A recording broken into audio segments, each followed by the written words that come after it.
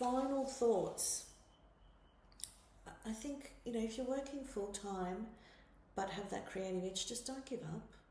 It is possible. You just need to find what works for you. You need to find the moments and the ways that you can make it fit.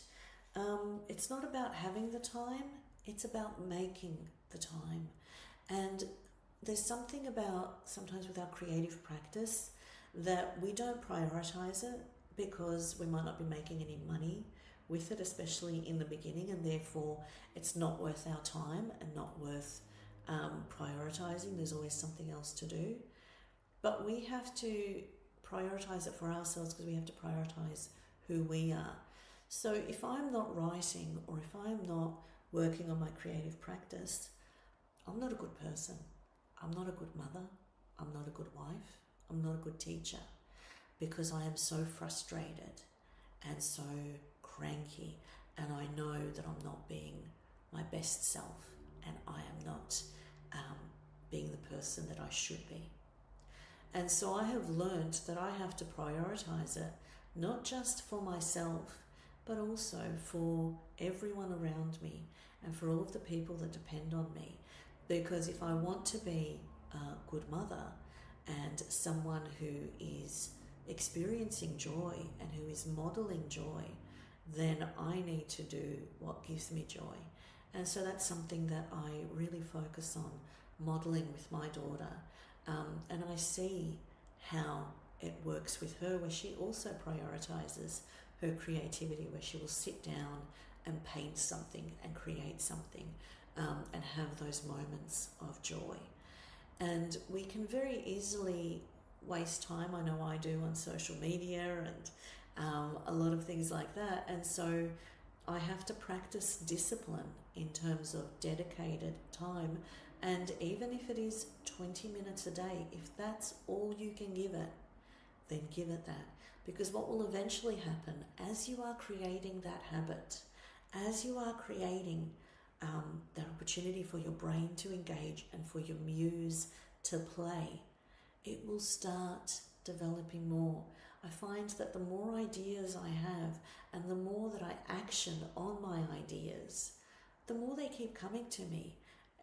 I learned that I really got that from Elizabeth Gilbert's Big Magic, where she was like, it's about honoring your muse. And if you don't honor your muse, she will flutter away and go to someone else. And so that's the way that I think of it. It is about honoring that energy and whatever that is coming from, and just putting it out there and building those small moments, those small practices, and having them build into something more. So thank you for listening to this episode, and I hope you have gotten some helpful tips. Don't forget that on my website there is a transcript, there are show notes, and there is also how-to guides to support you with your writing practice, which is also a way of you supporting this show. They are very cost effective, $5, and so they are giving you these actionable steps that might help you having that how-to guide and having something written down. And by purchasing those, you are helping to support this podcast. So I hope you got something out of this. I would love to hear from you and love to hear of some ideas that you have in terms of how you integrate your creative practice and how you move that forward.